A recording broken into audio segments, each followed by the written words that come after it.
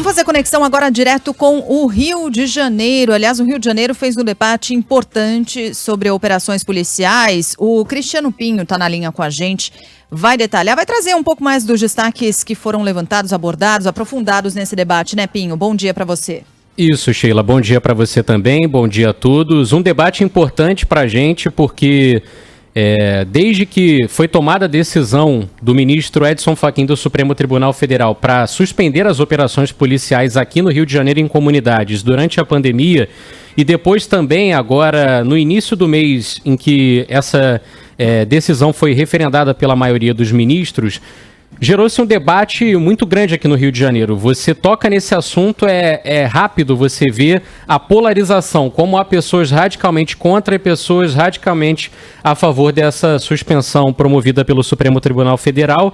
E essa é uma discussão que não gira só em torno aqui, por exemplo, do nosso dia a dia de jornalista, quando a gente traz uma notícia como essa, ou algum impacto causado por essa decisão, os ouvintes interagem, isso virou conversa de mesa de bar também. Todos os cariocas fluminenses estão debatendo esse assunto, então ontem a gente fez esse debate virtual, trazendo vários convidados, especialistas com diferentes opiniões. Nosso âncora e chefe de redação aqui da Band News FM Rio, Marcos Lacerda, fez a mediação. E eu separei aqui alguns trechos e vou começar pelo nosso colunista Guto Graça, que de imediato já fez uma análise desse assunto na internet e como as pessoas estão reagindo no ambiente virtual a essa suspensão das operações. O volume sempre foi de rede social de 60% de volume de interações contrários à medida do STF. Aí a gente tem até que entender que às vezes o contrário ao STF entra num balaio de insatisfações com o STF. 40%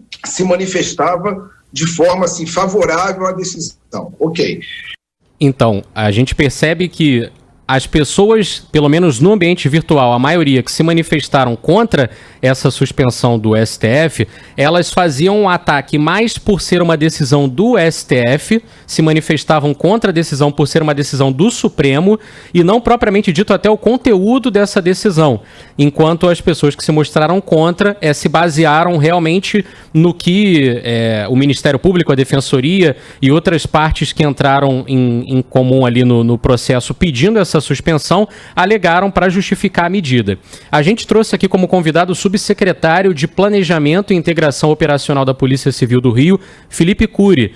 Ele disse que os verdadeiros violadores dos direitos humanos são os criminosos e não os policiais e defendeu que essa medida caia de alguma maneira, disse que isso está prejudicando muito o trabalho da polícia porque os bandidos estão se fortalecendo dentro de territórios dominados por eles. São criminosos armados que circulam diuturnamente por toda a comunidade, são criminosos armados que se utilizam de escolas, creches e hospitais como verdadeiros escritórios do crime organizado.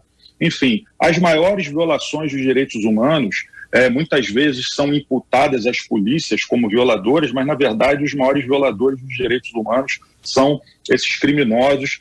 Bom, o articulador da ONG Rio de Paz e ativista social João Luiz Silva foi um dos convidados que se manifestou a favor da medida do Supremo Tribunal Federal que suspende essas operações.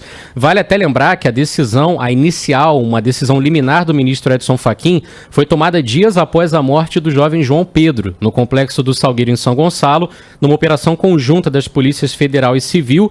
Ele estava em casa com amigos e a polícia acabou entrando procurando traficantes, fez dezenas de disparos, a casa, as paredes ficaram crivadas de bala e aí com isso abriu-se essa discussão, também somada aí ao que aconteceu nos Estados Unidos, a morte de George Floyd, e isso foi um divisor de águas para o Supremo tomar essa posição inicialmente com o ministro Fachin, depois com maioria 9-2.